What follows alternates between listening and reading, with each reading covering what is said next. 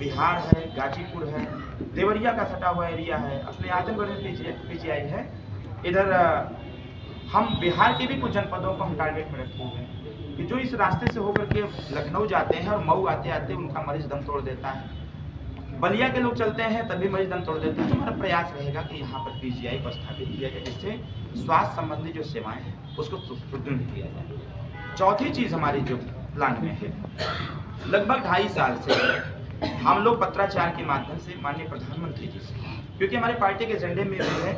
कि समान शिक्षा का व्यवहार इस प्रदेश और देश में लागू, उसी के अनुसार हम लोगों ने लगातार पत्राचार के माध्यम से और कईयों बार माननीय ओम प्रकाश राजभर जी के द्वारा माननीय मुख्यमंत्री योगी आदित्यनाथ जी से इस चीज़ की मांग भी की गई कि अमीर और गरीब के बेटे जो शिक्षा में दोहरी व्यवस्था है उसको एकरूपता देने की आवश्यकता है।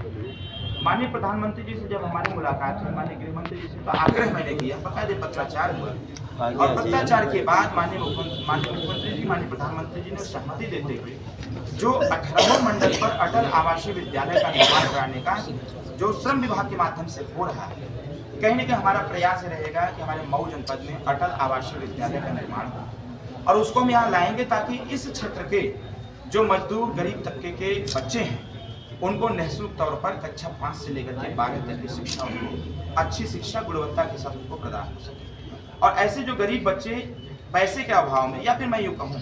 महंगाई के अभाव में नहीं पढ़ पा रहे हैं, ऐसे बच्चों को हमारी सरकार भारतीय जनता पार्टी एनडीए सरकार निःशुल्क शिक्षा दे करके उनको हॉस्टल की सुविधा भी देगी, जैसा कि अन्य जगहों पर चल रहा है वो व्यवस्था में यहाँ कराने का काम। 5वीं चीज़ है, 2018 में हम सब लोग सरकार में थे और हम सब लोगों ने समाज कल्याण विभाग से मांग किया था, जैसा कि पूर्व की सरकार उत्तर प्रदेश की बहन मायावती जी की थी। बहन मायावती जी ने बनारस के लालपुर में व्यवस्था लागू किया है कि वहाँ पर लगभग 300 से 500 बच्चों को पढ़ने हम लोगों का प्रयास था कि पूरे उत्तर प्रदेश के जनपद में इसको खोला जाए, अगर जनपद में नहीं तो मंडलवार कम से कम खोल दिया जाए। लेकिन हमारा प्रयास सिर्फ 8 मंडलों में हो पाया है, अभी 10 मंडलों में करना बाकी है। हम लोग प्रयासरत ये हैं कि समाज कल्याण विभाग के माध्यम से वो चाहे दलित का बेटा हो, चाहे पिछड़े का हो या फिर सामान्य वर्ग का व्यक्ति हो या फिर अल्पसंख्यक समुदाय का हो, सभी लोगों के लिए उत्तर प्रदेश और देश की सरकार के द्वारा हम हर जनपद में कोचिंग सेंटर खुलवाएंगे, जिसमें कि इस क्षेत्र के बच्चे जो इलाहाबाद जाते हैं, दिल्ली जाते हैं, बेंगलोर जाकर के तैयारी करते हैं, लखनऊ जाकर तैयारी करते हैं, ऐसे बच्चे सरकारी खर्चे पर IAS, PCS या फिर UPSC के लिए लोग यहाँ पर कोचिंग लें और लगातार कोचिंग करके उनको शिक्षा की व्यवस्था अच्छी की जाएगी, कोचिंग की व्यवस्था अच्छी की जाएगी, जिससे कि यहाँ के बच्चे खुद पे खुद तैयारी करके और अच्छे डायरेक्शन में वो कंपटीशन में बैठें और हमारे जिले का इन सारे मुद्दों को लेकर के हम लोग अब यहाँ जैसे एक मुद्दा आता है महिला सुरक्षा, जैसे न्याय संगत कार्यों को हम भी लगातार यहाँ वॉच कर रहे हैं और जिस प्रकार से हमारी यहाँ की प्रशासन निरंतर जनता के प्रति जवाबदेही दे रही है, जनता की जो समस्याएं हैं इमीडिएट विदिन 1 डेज उस समस्या का समाधान भी करने का प्रयास कर रहे हैं। वो कोई भी डिपार्टमेंट हो, अगर डिपार्टमेंटल सूचना मिल रही है तो हमारे प्रशासनिक अधिकारी और कर्मचारी पूरी तन्मयता के साथ, जैसा कि डायरेक्शन भी है, पहले से डायरेक्शन है, जीरो टॉलरेंस की नीति, तमाम तरह के कार्य हैं, इन सारी चीज़ों को लेकर के हमारे यहाँ के शासन और प्रशासन जनता के प्रति जवाबदेही भी दे। हमारा एक आग्रह भी रहेगा कि जिस प्रकार से हम लोग लगभग 7 साल में लगातार लगभग 18.5 करोड़ रुपया दे करके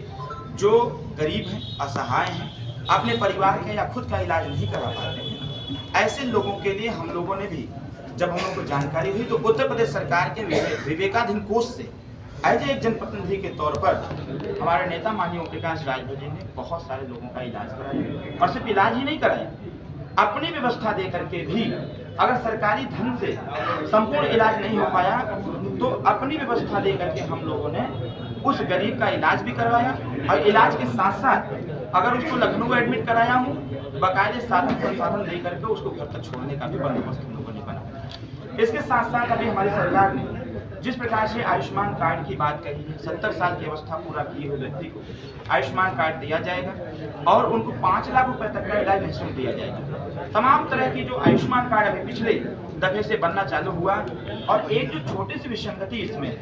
जिसको हम लोगों ने माननीय मुख्यमंत्री जी को भी अवगत करा रखा है कि जिस प्रकार से 6 परिवार पर ही आयुष्मान कार्ड बनने का जो प्रावधान कहीं न कहीं अधिकारियों का प्लान रहा है, लेकिन इस पे हम लोगों ने माननीय मुख्यमंत्री जी से भी बातचीत किया है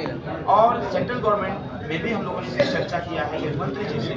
माननीय राष्ट्रपति से चर्चा किया हुआ है। चुनाव के बाद स्थिति ये हम लाएंगे कि जिस प्रकार से परिवार कल्याण भारत सरकार के द्वारा और परिवार नियोजन विभाग भारत सरकार के द्वारा योजना चलाई जाती है, छोटा परिवार सुखी परिवार, हर स्वास्थ्य केंद्र पर दीवारों पर लिखा गया है हम दो हमारे दो। तो जब सरकार का संकल्प है हम दो हमारे दो, तो फिर आयुष्मान कार्ड कहीं न कहीं जो 6 यूनिट का बाधक है ये ब्रेक होना चाहिए और ब्रेक दिया भी जाएगा।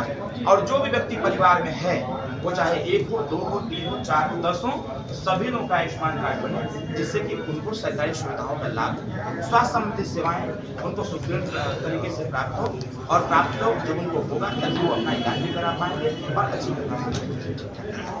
इसके साथ साथ जो हमारे युवा साथी बार बार विपक्ष आरोप लगा रहा है बेरोजगारी, स्वाभाविक तौर पर शिक्षा का स्तर बढ़ रहा है। शिक्षा के लिए जिस प्रकार से हमारी सरकार बच्चियों की शिक्षा के लिए कक्षा 1 से लेकर एमए तक की व्यवस्था बना रखी है, अभी हमारी सरकार ने, केंद्र सरकार ने 33% आरक्षण की बात जो महिलाओं के लिए किया, मेरा मानना यह है कि 33% आरक्षण को अभी आगे लागू करके उसको और इजाफा किया जाएगा, जिससे अगर देश के संचालन में, इस देश की संस्कृति और सभ्यता के निस्तारण में अगर महिलाओं का 50% भागीदारी और योगदान है परिवार कल्याण में, समाज के कल्याण में और परिवार के संस्कार में, परिवार के काम में अगर महिलाओं का योगदान बराबर है, तो हम लोग आने वाले समयों में जनता आशीर्वाद देती है, सदन में अरविंद राजभर जाते हैं तो 50% आरक्षण की चर्चा हम करेंगे। वो हर क्षेत्र में होगा, चाहे